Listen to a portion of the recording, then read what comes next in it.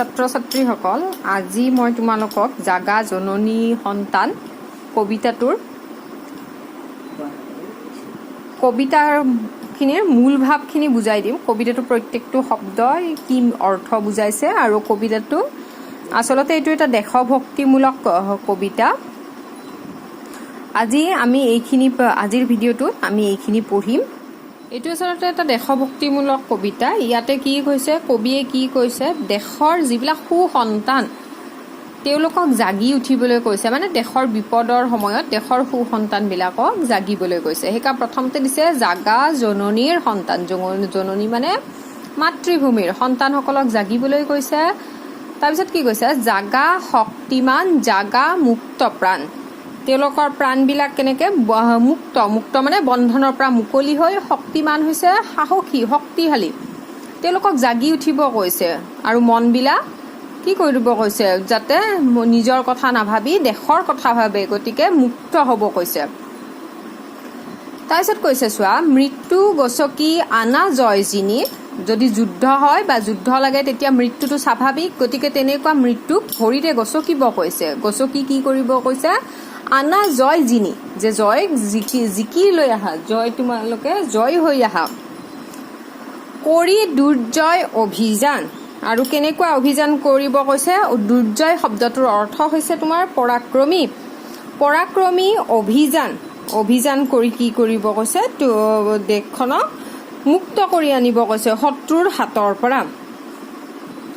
তাৰপিছত কৈছে চোৱা, কৰ্মহীনতা কাপুৰুষতাই তোমাক কৰিলে জয়।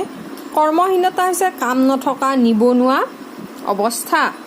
আৰু কৈছে কাপুৰুষ হৈছে ভয়াতুৰ লোকসকলক আমি কি বুলি কওঁ, কাপুৰুষ বুলি কওঁ।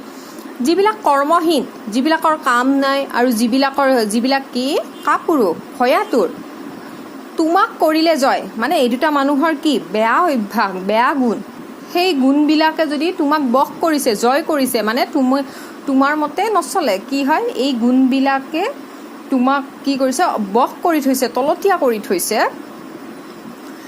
তুমি দুৰ্বল ম্ৰিয়মান, আৰু তেতিয়া তোমাৰ অৱস্থা কেনেকুৱা হৈছে, দুৰ্বল আৰু কেনেকুৱা ম্ৰিয়মান মানে হৈছে মৰাৰ নিচিনা অৱস্থা।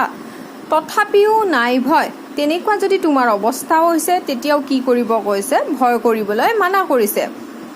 জাগা শক্তিমান, জাগা মাতৃপ্ৰাণ, কি কৈছে, দেশমাতৃৰ শক্তিশালী পুত্ৰসকল তোমালোক জাগি উঠা।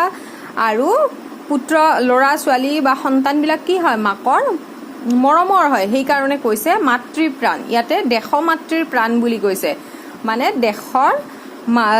দেশখনৰ তোমালোকে প্ৰাণ বুলি কৈছে, যিবিলাক তেওঁৰ সন্তান। শক্তি গায়ত্ৰী মনত পেলোৱা।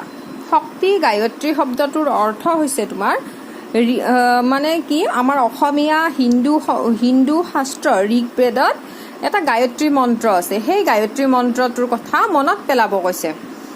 আৰু কি কৰিব কৈছে, হবা দুৰ্নিবান শব্দটোৰ অৰ্থ হৈছে যাক নিবাৰণ কৰিব নোৱাৰি, মানে ৰখাব নোৱাৰি, যাক ৰোধ কৰিব নোৱাৰি। সেইকাৰণে কি কৈছে, তোমালোক শক্তি গায়ত্ৰী মন্ত্ৰ মাতি লোৱা, লৈ তোমালোক ইমান শক্তিশালী হোৱা যাতে তোমালোকক কোনেও কি কৰিব নোৱাৰে, ৰখাব নোৱাৰে। তেতিয়া তোমাৰ জয় নিনাদত আৰু শত্ৰু কম্পমান, আৰু তেতিয়া তোমাৰ জয় কি হ'ব, তোমাৰ শব্দতে তোমাৰ জয় হৈ যাব। নিনাদ শব্দটোৰ অৰ্থ হৈছে শব্দ, তোমাৰ শব্দ ধ্বনি, যিটো ধ্বনি হ'ব বা শব্দ হ'ব, সেই শব্দতে কি হ'ব, তোমালোকে জিকি যাবা। আৰু শত্ৰুবিলাক হ'ব কম্পমান, কঁপি থাকিব শত্ৰুবিলাক। অ মোৰ আপোন পাহৰা দুৰ্মদ বীৰ, ইয়াতে কি কৈছে, গোটেইবিলাককে তেওঁৰ প্ৰাণ বুলি কৈছে, দেশমাতৃয়ে তেওঁৰ সন্তান বুলি কৈছে। কিন্তু সন্তানসকলৰ মাজতো কিছুমান কি থাকে, বেয়া স্বভাৱৰ থাকে। দুৰ্মদ শব্দটোৰ হৈছে কুস্বভাৱৰ বা বেয়া স্বভাৱ থকা যিবিলাক তেওঁৰ ল'ৰা ছোৱালী আছে, সন্তান আছে দেশমাতৃৰ, তেওঁলোকক কি কৈছে, আপোন পাহৰা, তেওঁলোকে নিজক পাহৰি গৈছে।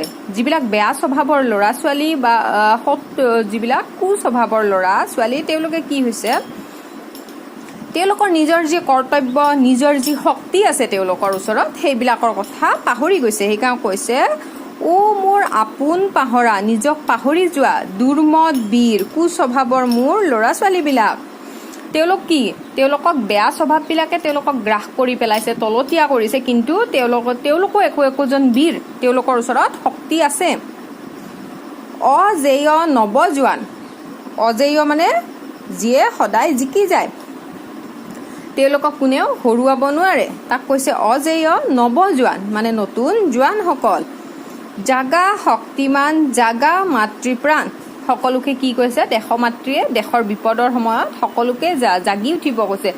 যিবিলাক তেওঁৰ ভাল স্বভাৱৰ ল'ৰা ছোৱালী আছে, সন্তান আছে দেশমাতৃৰ, তেওঁলোকেতো নিজৰ দেশৰ যেতিয়া দুৰৱস্থা হ'ব তেওঁলোকে নিজে নিজে জাগি উঠিব, তেওঁলোকক কোনেও ক'ব নালাগে, তেওঁলোকৰ নিজৰ মনবিলাক বান্ধনৰ পৰা মুকলি কৰি ল'ব আৰু তেওঁলোকে দেশৰ কাৰণে আগবাঢ়ি যাব। কিন্তু যিবিলাক কুস্বভাৱৰ ল'ৰা ছোৱালী আছে, কুস্বভাৱ বেয়া স্বভাৱে তেওঁলোকক অধীন কৰি থৈছে, তেওঁলোকৰ এতিয়া নিজৰ মতে কাম কৰিব নোৱাৰে, সেই বেয়া স্বভাৱৰ তলতীয়া হৈ গৈছে, তেওঁলোকে সদায় মানে বেয়া কথা বেয়া চিন্তা এনেকুৱা কামবিলাক কৰি থাকে, কিন্তু আচলতে তেওঁলোকো বীৰে একোজন, তেওঁলোকৰ ওচৰতো যুদ্ধত জয়ী হ'ব পৰাকে শক্তি আছে। গতিকে তেনেকুৱা দুৰ্মদ বীৰ সকলোকে দেশৰ দুৰৱস্থাৰ সময়ত কবিয়ে ইয়াতে জাগি উঠিব কৈছে। এই কবিতাটোৰ লিখক হৈছে তোমাৰ জ্যোতিপ্ৰসাদ আগৰৱালা।